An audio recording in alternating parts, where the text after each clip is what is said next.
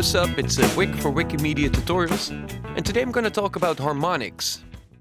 I think I've asked the question why that an A note on a piano sounds different than an A note on a guitar, even though they're both playing an A note.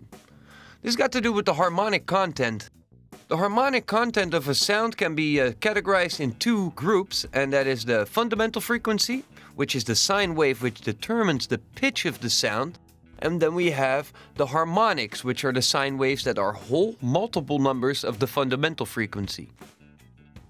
The fundamental frequency of an A2 note is 110 Hz. The harmonics would then be at 220, which is the second harmonic and exactly an octave up. Then we've got 330, which happens to be an A4 note, that is the third harmonic. The fourth harmonic is again an octave higher. So you can see that a doubling in frequency represents an octave.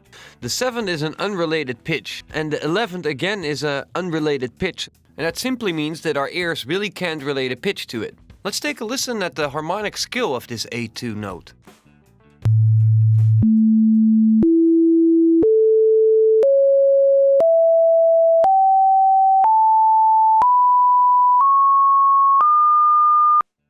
So in this project, I'm going to take a look at the fundamental frequency, and I'm going to take a look at the instrument sound, and I'm going to compare that with a frequency analyzer so you can see the harmonics.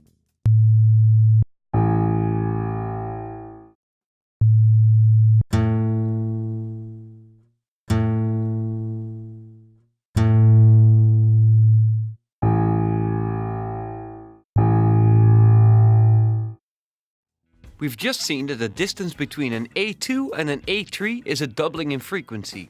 This is called an octave, and it's perceived by our ears as being the same pitch. So an A2 is at 110 Hz, an A3 is at 220, an A4 is at 440, and an A5 is at 880 Hz.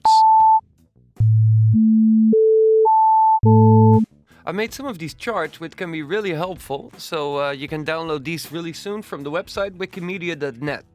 When our audio signal travels through an electronic device, and this can be any type of audio processor, we ideally want the input to be identical to the output, but this is not the case. Every processor adds some harmonics that were not present in the input signal. This has got to do with the nature of the components. But since these added harmonics are a distortion of the input signal, we refer to this as harmonic distortion.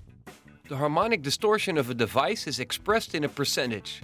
In the specifications of a device, this is referred to as THD, or total harmonic distortion. I'm going to perform a test where I'm going to run a sine wave through a compressor in this case, and I'm going to use the TL Audio compressor, the 5021, and it's completely neutralized, so it's not compressing or doing anything. I'm just running the signal through it.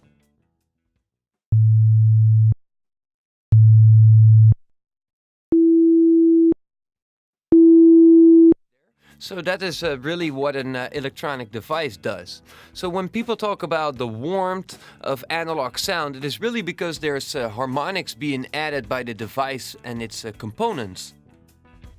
In this example, I've used a model which uses tubes. If you're going to look at the difference between a tube and a transistor, it's that the tube will sound a lot warmer because it adds more of the even harmonics, and transistor designed equipment normally adds the high odd harmonics, which in turn will sound more harsh and more cold.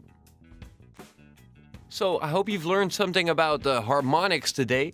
I'm going to continue with more stuff about frequencies and equalizers in the next episode, and I hope to see y'all soon.